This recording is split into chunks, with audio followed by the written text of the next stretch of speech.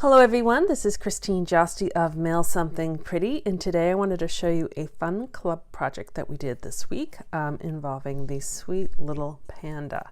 And I just want to show you kind of how I put it together and what I did with the panda. So it's pretty versatile, right? It's somewhat on a masculine color scheme, but it can be for anyone. This one I made as a feel better friend. This one I just put a little ribbon on the front so you can stamp whatever you like on the inside. I thought it might be a nice Father's Day card or even happy retirement. And then this one I haven't, I just left it plain. And so you can stamp whatever you want on the inside. So it's a little versatile. It's on this fun set called Wild and Sweet. And so you have the panda, you have a koala bear, and a raccoon. So you could kind of do this technique that I'm going to do with any of the three animals. And just to show you another variation, I did color in the panda so you can kind of see what it looks like if you introduce color. So it's a little bit more deep, but I actually kind of like the white and black. So you have choice. This I colored in with the blends markers, but other coloring choices you have are watercolor pencils. You have the blender pen with the ink, dipping in the ink, and you could use the chalks. You have a few choices for colors, and this was actually the first card that I made, and I did it all black and white, and hopefully you can see I still have that same texture in the background. And I stamped a little hello from me to you on vellum, and with a little introduce of green and some some dots. So anyways, let's put this card together. So I cut my cardstock. This is Mossy Meadow, in half, but the long way. So it's 4 1/4 by 11. And so the reason why I do that is when I have kind of the landscape cards, I just think they set up nicely this way. They don't really fall over, whereas sometimes if they were the other way, they can kind of flop down. I used Evening Evergreen, and these are, I think I cut it 5. Tell you what I did. I cut 5 by 4, I believe. Yeah. But it doesn't all fit in the embossing folder because it's one design for the mini machine. So what I did is then I cut it in half. So I cut 2 1/2 by 4, ran it through my machine, and then cut it again at 1 1/4. So anyways, there's 4 of them. They're 1 1/4 by 4. And I used the evergreen. It comes in a set with snowflakes too. It's called Wintry 3D, and I use them a lot. Now I know pandas don't eat evergreen. They eat bamboo, but it gives you the texture, gives you the illusion that he or she is out in the forest. So that's why I use the evergreen embossing folder. So what I'm going to do is kind of randomly. So you can use,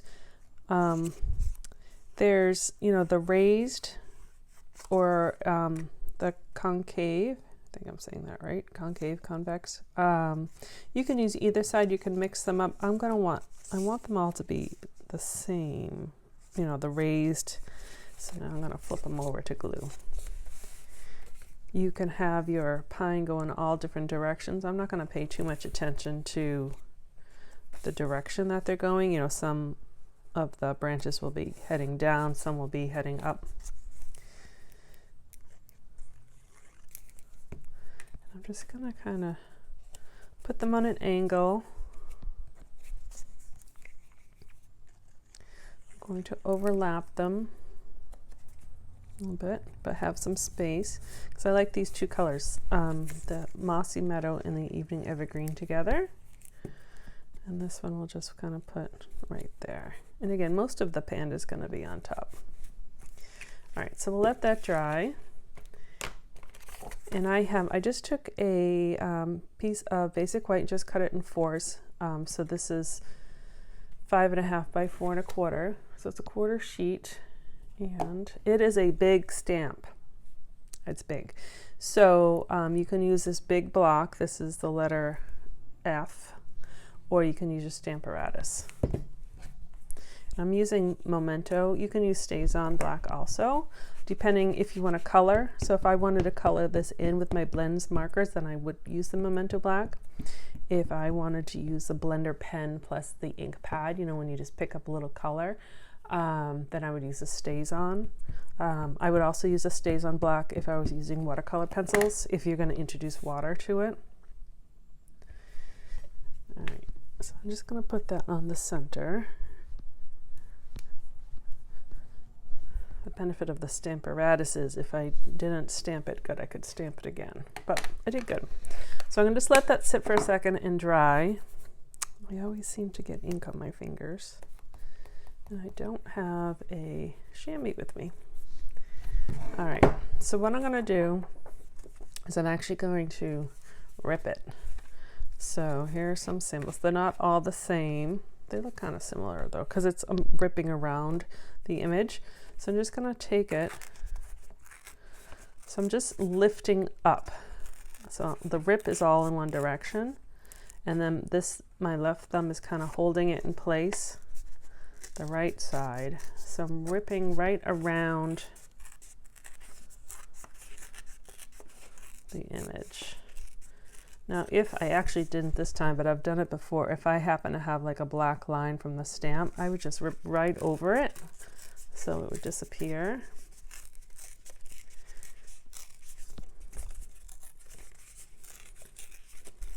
And again, you can do this with a koala. You can do it with raccoon. I should have done that. You do it with raccoon. I'll do another one and post it. So there is my panda.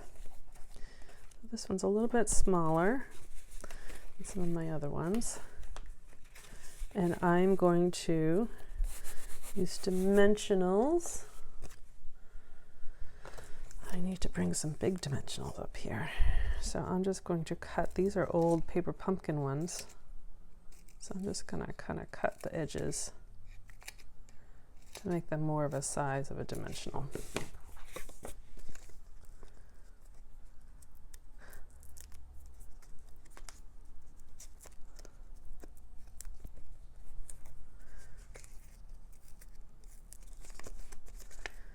There we go. So these are old, so they're sticking. There we go. So I'm going to put a few. I tend to use less dimensionals than other people, but put as many on there as you think you need. Put one in the middle.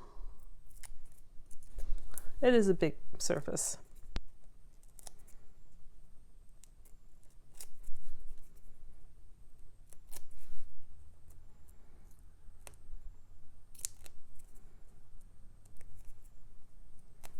Okay, so I'm just gonna, you can put it in the middle, you can put off the center. I'm gonna offset it just a little bit. Just think he or she, I don't know, he or she is so cute. So again, we can finish it off. This one I did as a Feel Better card. This one I just did as the ribbon. I already kind of pre-stamped. I did two colors. I kind of like the old olive. Just gives it another color. I was going to do my mossy meadow, but my ink is acting kind of funny, so I did old olive. I'll just use that one. And what I did was I took this what's it called, the window pane ribbon, it matches because it has the evening evergreen on there. Or actually, maybe I'll even do this one, just the ribbon. Let's see, without the words. This, and then I have choices. So I have linen thread, which looks nice. You also have, there should be white in here too. I was using it for another project. These are the neutrals twine. So you have the gray, the black, the ivory, and it's probably crumb cake, but it's pretty close to linen thread. So you have those choices also. So I'm just going to, and if you pull it tight, it kind of gets rid of that roll. All right.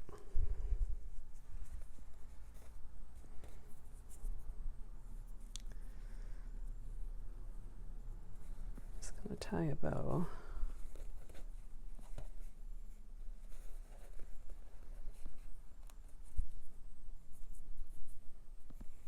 This one, since I left it long, I am going to tie a bow.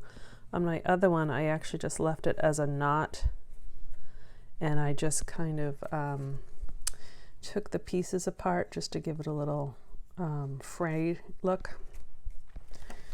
But that one was already long, so I left it. So I could even leave it just like that. Maybe I'll trim these a little bit.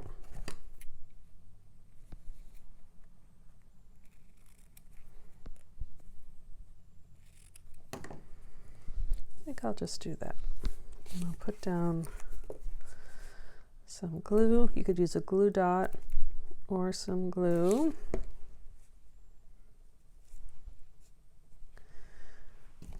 Let's sit.